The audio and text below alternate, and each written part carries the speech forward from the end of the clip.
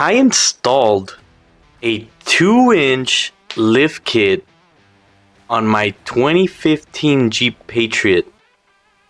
That was a couple years ago. I owned that Jeep Patriot maybe, I would say maybe approximately, I owned it maybe for like a year to 2 years max. I didn't make a lot of videos, and that is my fault because a lot of you were actually asking me what is an update, how is the rough country lift kit holding up, and I never updated you as far as how that lift kit went, how it handled off-road and regular on-road use. So in this video we're gonna cover that. So just something simple to explain. I had bought that Jeep Patriot. It was a 2015 Jeep Patriot, and it had a 4x4, but it wasn't really an actual 4x4. But this was going to be sufficient for what I thought I was going to be using it. At the time, my friend Rudy, which we've displayed his 4Runner in the channel a couple of times, he had that white 4Runner off-road. He was the one that inspired that build. I wanted to do a whole bunch of different things to that build, but it didn't get to that because I sold it pretty prematurely in my years of owning it.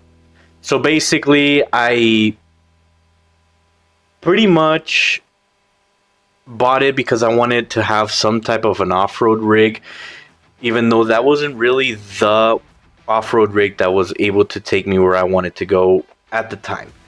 But I bought it nonetheless because I thought, okay, perfect, it's a Jeep, should last me a good while, and it has 4x4. I don't need anything else but the 4x4. So at the time, it was perfect for me and my family. It was just me and my wife at the time. So that's why I bought that Jeep. And at that time, I only needed something simple, which that's the reason why I bought it. And then that's when I started modding it because I saw my friend Rudy with the rear tire swing out, the 33s, and it just looks so good. So I decided to test it out with the Jeep, and I started modding it. Again, the first thing I did on that rig was those 31-inch tires. Sorry, excuse me, they were 30-inch BF Goodrich tires. I believe they were 30 by 9.5 tires. They were just regular KO1s at the time. They didn't even have, I don't even believe I even saw the KO2s. I didn't even know about KO2s. I just knew that BF Goodrich was a good brand, so that's why I bought those KO1s. And that's how I left it. And I do have a video for that as well there on the channel, where I just decided to do just the wheels and tires. And that's how I left it. I didn't even have a lift on it. I just started with tires and wheels. And those tires and wheels rubbed a lot, but not like they do on my GX. But that's a point for another day. Those tires were actually rubbing a lot, so I decided to lift it. I forgot to mention the wheels are also I have to look those up because I don't really remember. They were the Trailmasters TM5 steel wheels, so they were really heavy wheels, but these were 15 by 8. So of course the tires were also 15-inch, but 15 by 8, and they had a backspace of 3.75 inches. So I still have that, and I'll link all these items in the description down below so you guys can check it out. But that's what I had. Again, I had the BF Goodrich KO1s. They're discontinued, so KO2s are still up for grabs on Amazon. I'll link everything in the description down below. But that's what I had, and that's what I ran for a little bit because that thing was rubbing a lot, and I think I know that for a fact I had a lot of problems with rubbing, and I didn't want it to rub, so I lifted it. What I chose was a 2-inch lift kit. This is not an actual lift kit. This is just solely the spacers. I went ahead and bought the 2-inch spacers from Rough Country. When I bought these spacers, I was not planning on off-roading it as serious as I off-roaded let's say the Tacoma or my GX, where I was rock crawling. I didn't know much about anything off-road aside from going into a dirt. street or something like that, and I thought that was off-roading. Nonetheless, I took it to our hometown Red Sands, and I almost got stuck one time on regular sand that's not even, loose sand or anything like that. It was just regular sand that we have here in West Texas, and that almost caused me to get stuck, not knowing nothing about off-roading, nothing about airing down, nothing. I got stuck. Well, I almost did, because I was able to save it and do my thing. But yeah, that happened. So after that, again, I lifted it. Again, this rough country lift, as they say, was just spacers for the already installed struts that I had on the truck. So squeaking, bumps, anything that you had on there was gonna, it's gonna make sure that you know that you have spacers rather than an actual lift. So that's problem number one. You need to get an actual lift kit. Let's say Bilstein or Bilstein, I don't know how to say it, or King suspension. I know it's super expensive, but King's one of the best. Icon, something a little bit better, or even a rough country lift that comes with the struts and the springs and everything with it, rather than just the spacer itself, because you hit a bump and you're gonna hear that. It's gonna hurt you. Trust me, because I had it, and I'm sure I can put it here in this video. It starts scraping almost at full lock. I don't know if you guys can hear all that.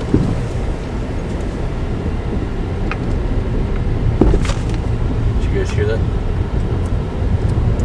Also, when you're reversing, it also starts acting weird. Let me show you.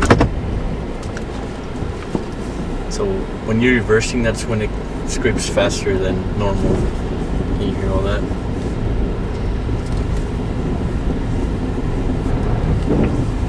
There's one. You can hear that.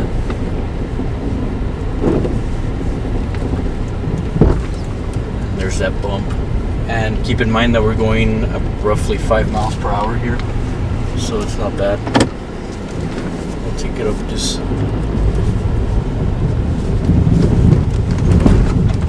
So I don't know if you guys heard that.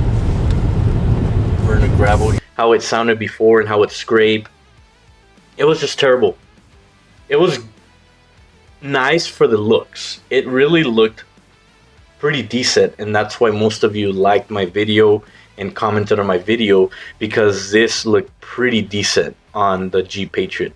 And I'm not saying it's bad, but if you want a performance-based Jeep Patriot that can actually go off-road and do all these things, I would suggest you go with an actual lift kit that includes the shock and the springs and all the other bells and whistles. Because if you go with just a spacer, which I did, and I didn't know at the time, all you're gonna do is just hit bumps, and it's gonna make your life pretty miserable when you hear your suspension wiggle and crackle and make all these weird sounds, because a spacer is not supposed to be there. And as a matter of fact, my dad has a spacer in his truck, and I already told him to get an actual suspension, but for his we can't find one. But anyway, that's besides the point. But again, I would buy rough country again, but with the exception of making it an actual lift kit that has, like I said, the springs, the shocks, the upper control arms, all the good stuff that makes an actual off-road vehicle better, rather than just making it for the looks. Because if you do it for the looks, if you actually want to go off-road, it's not going to help. It's not going to hold. It's not going to do good while you're actually off-roading, and you might break something rather than, keeping you safe on the off-road trail that you're going to. So I wouldn't suggest going with an actual spacer unless it's just for looks. If you're just going to keep it a pavement princess, by all means go ahead and do that. But in my personal opinion, if you're going to go off-road, actual off-road, go to the dunes, go rock crawling, then I would suggest you actually get a lift, so that your lift kit and your suspension, all in all, stays healthy for the most part. Because you do break stuff out on the trails. I've done it before, My buddies have done it before. But at least you know that, hey, I have a good lift kit and it's gonna hold as long as I don't do anything too crazy.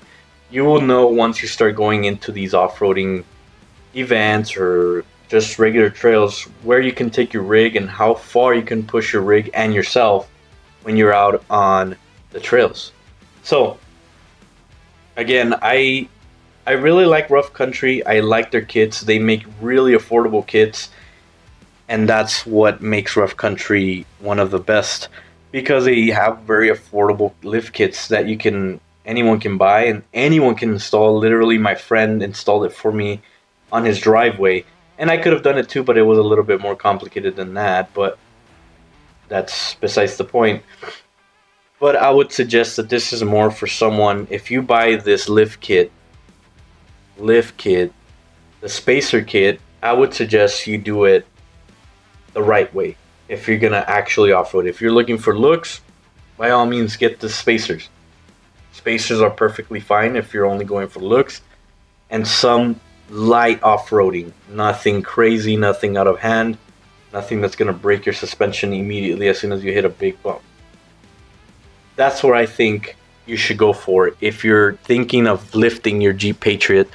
Again, it looks amazing as you see in my videos. It looks really good, and that stands, you can't beat it. I mean, with the 3.7 inch or 3.75 inch back spacing on those wheels, it just makes that tire pop out that much, and it looks so good. So inked all the stuff, all the lift kits, even the shocks from like, let's say, Kings. I'll link them down in the description below so you guys can check them out and hopefully buy some for your Jeep Patriot so you can start modding that thing. I also included the roof rack that I bought from my Jeep Patriot, and I put it in the description down below so you guys can check it out. It's a really compact and very small roof rack, nothing like the Prinzu, like the one I reviewed before. Nothing like a Gobi. It's nothing like that. It's something simple. It's like $100 and something, but it looks very slick on the top of the Jeep Patriot. So you guys can check that out.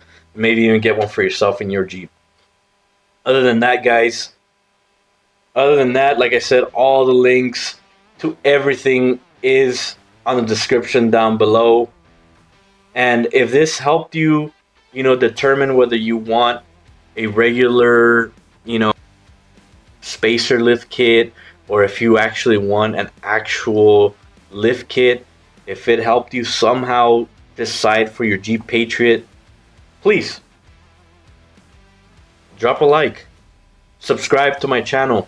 I'm going to start dropping weekly content because I do want to grow this channel to more than what I ever did before. I'm going to be as consistent as I can, and this is a promise from me to you, the viewer, because I want to keep doing these videos and I love making these videos. It just was a weird time these past few years for me and my family, so take that with a grain of salt. Let me give you some more honest car content, and I'll keep posting more random things. Let me know what you guys think in the comments down below. Let me know if you have any questions. I will answer them as best as I can. And if I don't know the answer, I will try to find that answer for you. Thank you so much for watching. And until the next one, peace out.